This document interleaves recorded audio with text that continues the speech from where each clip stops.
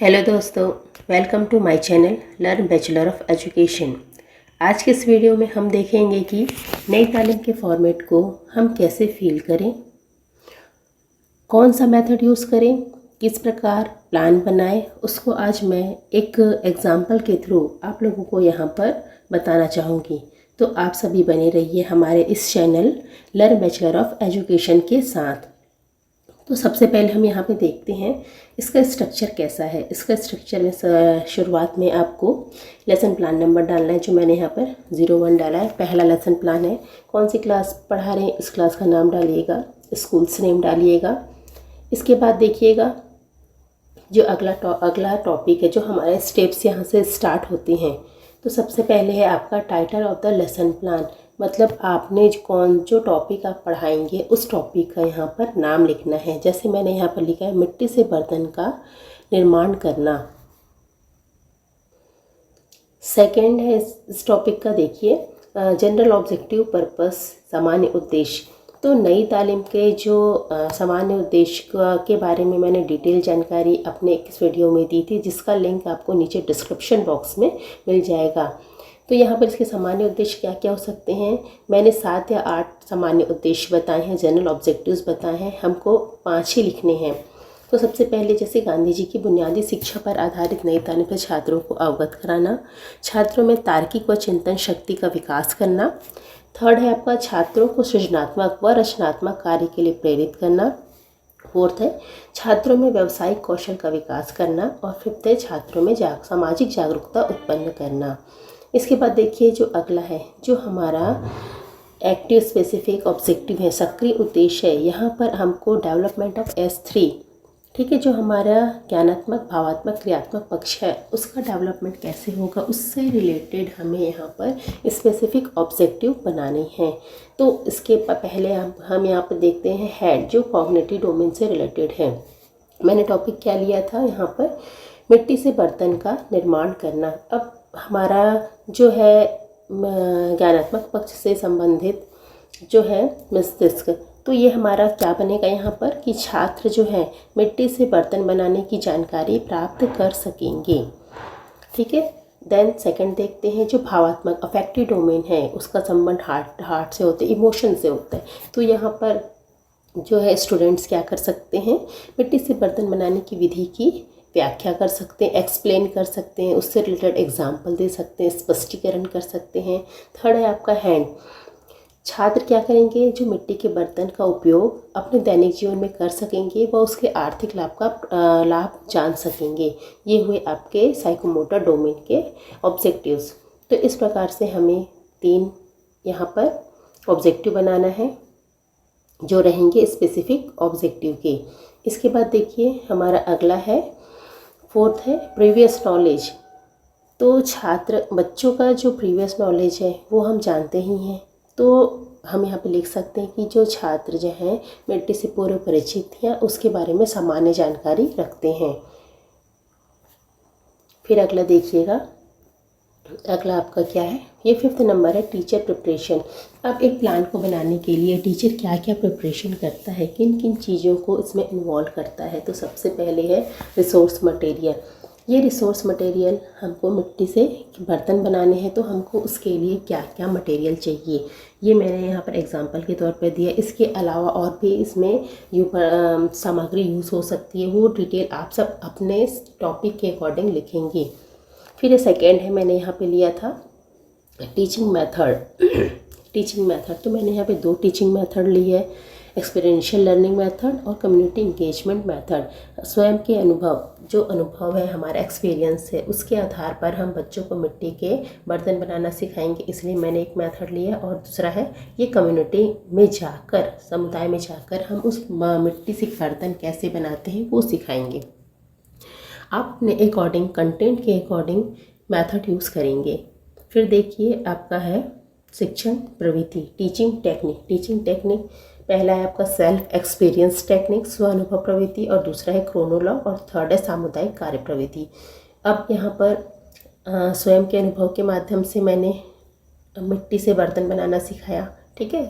तो इसलिए मैंने सेल्फ एक्सपीरियंस टेक्निक लिया। सेकंड क्रोनोलॉग, हमने मिट्टी के बर्तन को कैसे बनाए वो स्टेप बाय स्टेप बच्चों को सिखाएंगे, इसलिए यहाँ पर मैंने क्रोनोलॉग यूज़ किया।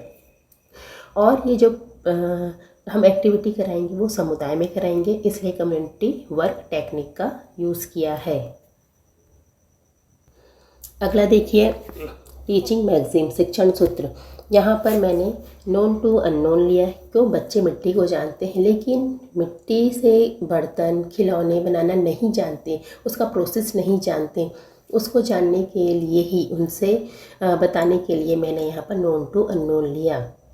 सेकंड जो टीचिंग मैगजीन मैंने क्या लिया है, सुगम से कठिन, फ्रॉम सिंपल टू कॉम्प्लेक्स। मिट्टी एक नॉर्मल सिंपल चीज़ है, उससे खिलौने बर्तन कैसे बनाने हैं, हम कॉम्प्लेक्स कठिन तक जा रहे हैं, इसलिए मैंने यहाँ पर सिंपल टू कॉम्प्लेक्स लिया है। आप अपने कंटेंट के अकॉर्डिंग ही टीचिंग मैगजीन लेंगे।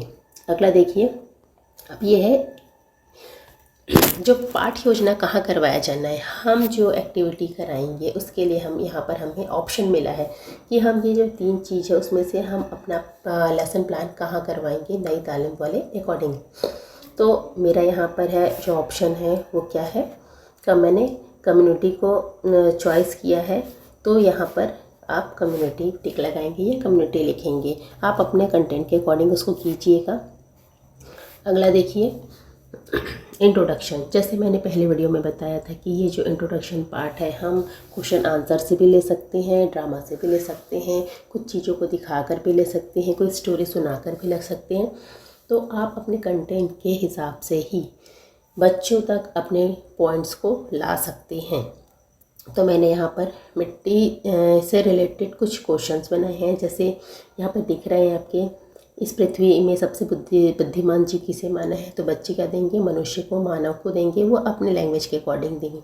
हमको उसमें से आंसर से ही क्वेश्चन बनाने हैं। तो जैसे यहाँ पे मनुष्य आया, ठीक है, तो इस मनुष्य से, मनुष्य श्वसन क्रिया में कौन सी गैस छोड़ता है, उसको कार्बन डाइऑक्साइड गैस छोड़ता है।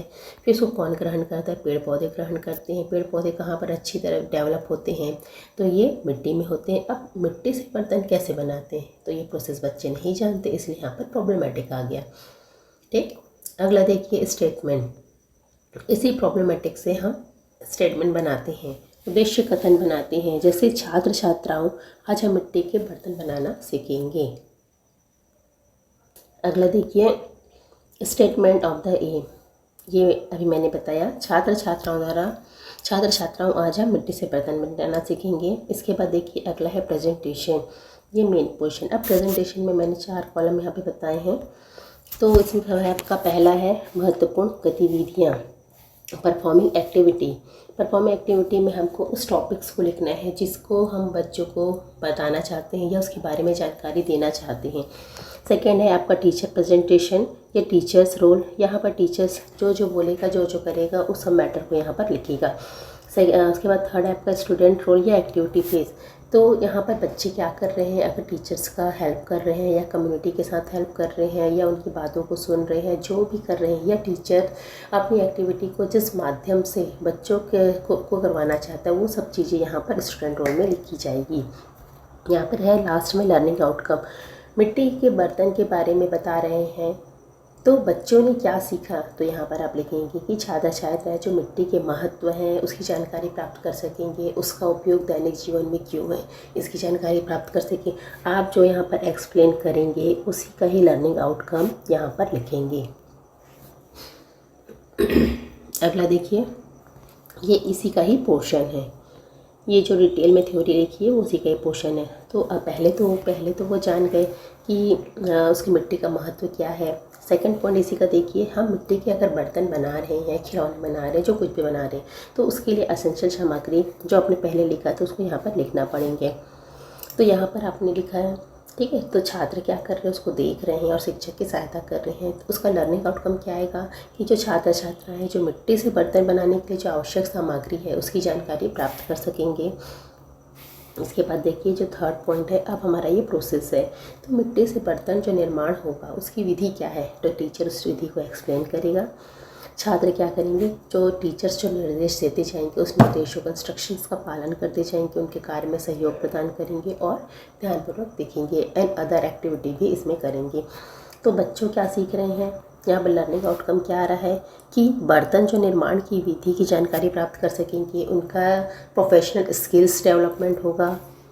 इसके साथ साथ उसमें जितनी भी जानकारियाँ हैं मिट्टी से संबंधित वो सब जानकारी प्राप्त कर सकेंगे, इकोनॉमिकली आर्थिक महत्व को जान सकेंगे। ये सब आप लर्निंग आउटकम में यहाँ पर लिखेंगे। ठीक, अगला देखिए, अब हमारा हो गया प्रेजेंटेशन। बच्चे मिट्टी क्या होता है ये जान गए, उसके लिए आवश्यक सामग्री जान गए, उसको प्रोसेस जान गए। अब हमको क्या करना है, हमको ये चेक करना है कि बच्चों ने कितना सीखा। इसके लिए हमको क्या करना पड़ेगा, पुनरावृत्ति कराना पड़ेगा, पुनरावृत्ति रिकैपिटुलेशंस कराने पड़ेंगे। मतलब आपका जो टॉपिक्स हैं, जो आपने प्रकरण लिया है उसका रिवीजन कराना पड़ेगा। इसके लिए आप 3 क्वेश्चन सफिशिएंट है, जितना आपने एक्टिविटी कराया उससे रिलेटेड 3 क्वेश्चन यहाँ पर आप कर सकते हैं। फिर है आपका है लास्ट है एप्लीकेशंस असाइनमेंट प्रोजेक्ट वर्क। हमने यहाँ पर बच्चों को बता तो दिया, एक्टिविटी करा तो दिया, लेकिन हमको कैसे पता चलेगा कि बच्चे को कितना ज्ञान प्राप्त हुआ है, कितने इसके बारे में इंफॉर्मेशन जानकारी हुई है। तो ये आप एप्लीकेशन थ्रू के माध्यम से जान सकते हैं। यहाँ पर आपको एप्लीकेशन या प्रोजेक्ट वर्क बच्चों को एक लेवल आप जो सिखाएंगे उससे थोड़ा सा लेवल बढ़ा कर देना है। तो मैंने यहाँ पर क्या सिखाया था, बच्चों को मिट्टी के बर्तन बनाने सिखाया था, लेकिन मैंने यहाँ पर होमवर्क में क्या दिया है, मिट्टी से खिलौने बनाने का प्रोजेक्ट तैयार करेंगे, वो खिलौने बनाकर लाएंगे। ठीक है, तभी तो आप उसको इवोल्यूशन करोगे। तो इसी होमवर्क के आधार पर आपको जो 11 पॉइंट है असेसमेंट एंड इवोल्यूशन, आकलन एवं मूल्यांकन, ये चेक करना है। जैसे यहाँ पर बच्चे ने क्या क्या सीखा, उनका डेवलपमेंट कहाँ तक हुआ है, उनके मस्तिष्क का डेवलपमेंट अगर जानकारी प्राप्त कर रहे हैं तो वो जानकारी को समझे, बना के लेके आते हैं तो जानकारी को समझेंगे, महत्व को समझेंगे। हृदय पे देखिए, हार्ट पे का जो सेकंड पॉइंट है हमारा अफेक्टिव डोमेन। तो मिट्टी के बर्तन निर्माण की विधि की जो व्याख्या को समझे। अगर वो बर्तन मिट्टी से बर्तन बना रहे हैं तो अगर वो सीख चुके हैं तो खिलौने भी बना सकते हैं। फिर है उसका जो हैंड पॉइंट, एक्टिविटी पॉइंट है, तो उसके आर्थिक लाभ को समझेंगे, वो अपने दैनिक जीवन में उसको यूज़ कर सकेंगे। इस प्रकार हम इन तीनों के माध्यम से उनका क्या कर सकते हैं, इवोल्यूशन कर सकते हैं। फिर है अगला देखिए, लर्निंग कम प्रोडक्टिव आउटकम। ये सीखने के बाद इनका प्रोडक्ट क्या निकल रहा है। तो ये क्या निकल रहा है, सीख तो लिए, तो जैसे व्यावसायिक रूप से उपयोग कर उसे आर्थिक लाभ प्राप्त कर सकेंगे। इसी के आधार पर वो बच्चे इसको कैसे सेल करना सीखेंगे। ये सब चीज़ें आपको कहाँ पर लिखनी पड़ेगी, लर्निंग कम प्रोडक्टिव आउटकम के अंतर्गत लिखना पड़ेगा। उनका आउटकम क्या निकल रहा है, उनका प्रोडक्ट क्या निकल रहा है, उसको किस प्रकार वो यूज़ कर रहे हैं जिससे उनका इकोनॉमिकली स्तर ग्रो हो रहा है, वो चीज़ का डिटेल आपको नीचे लिखना है। ये मैंने एग्जाम्पल के लिए सिर्फ 2 चीज़ें लिखी हैं। इसके बाद है आपका फर्स्ट वीडियो में मैं कुछ बताना भूल गई थी, तो आप इस वीडियो में इंक्लूड कर सकते हैं।